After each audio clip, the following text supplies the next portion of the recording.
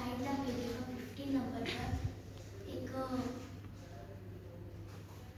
Girl છે અને એક બોય છે જે ત્રિશુલથી કશું કરે છે. અને પેજ નંબર 6 ચેપ્ટર જે છે ને એના બીજા પેજ પર 49 या પછી 48 ના પેજ પર એક અંકલ છે એક બોયથી વાત કરે છે. અને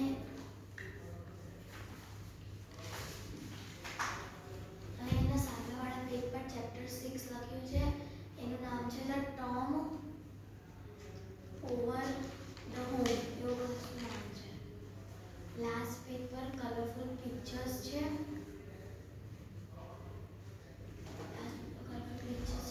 અને પેજ નંબર 7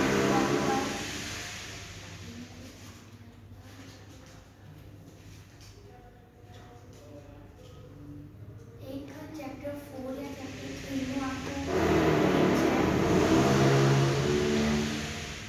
બસ આટલું.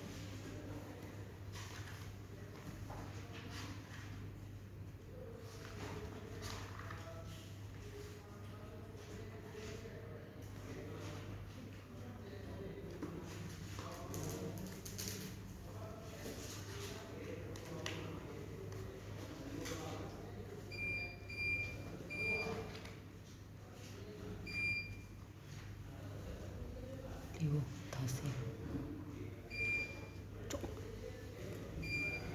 છોડ દે.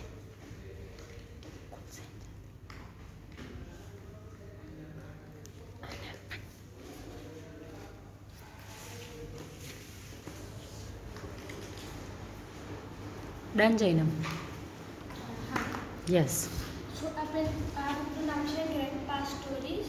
એમાં કવર પેજ પર એવું છે કે પથ્થર છે એની ઉપર એક પાંદડું પડેલું છે.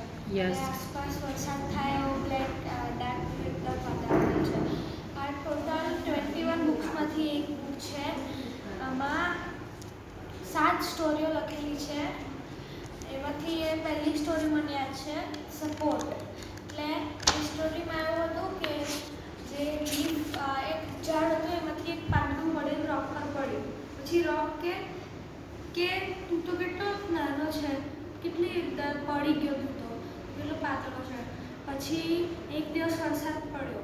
પછી રોક ભીનો થઈ ગયો. પછી એને સારું ના લાગ્યું. પછી ઉપરથી બીજા 2-3 પાંદડા પડ્યા. પછી એને સારું લાગ્યું.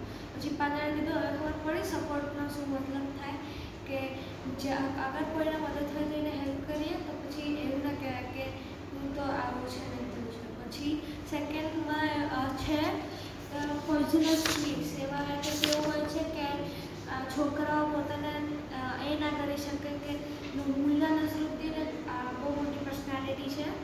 એ એક સ્કૂલમાં જાય છે. ત્યાં જઈને થોડી વાર માટે વાંચે ને તો એક સ્વીટ્સનો ડબ્બો મૂકી દે પોઈઝનસ સ્વીટ્સ. એમાં એવું હોય છે કે એ કહી દે છે છોકરાઓને કે આ ડબ્બામાં પોઈઝનસ સ્વીટ્સ છે તો ના ખાતા. એમાં જ મુલ્લા નસરુદ્દીનનો નેફ્યુ પણ ભણતો હોય છે એ રૂમમાં. પછી આગળની મને બહુ સ્ટોરી ખબર ના પડી. પણ આ બહુ બધા ફોટા છે. જેમ કે ફર્સ્ટ ફોટોમાં એવું છે કે મુલ્લા નસરુદ્દીન એક ભાષણ આપે છે. પછી એના આ સ્ટોરીના લાસ્ટ ફોટોમાં એવું છે કે જે છોકરો છે એ રડે છે. યસ. પછી થર્ડ ચેપ્ટર એ છે કે ટ્રુ ડિસિપલ.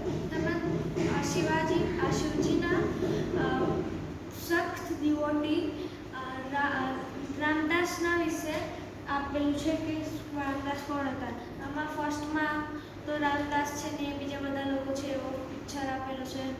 પછી આ થર્ડ હતું. પછી ફોર્થમાં યાદ નથી.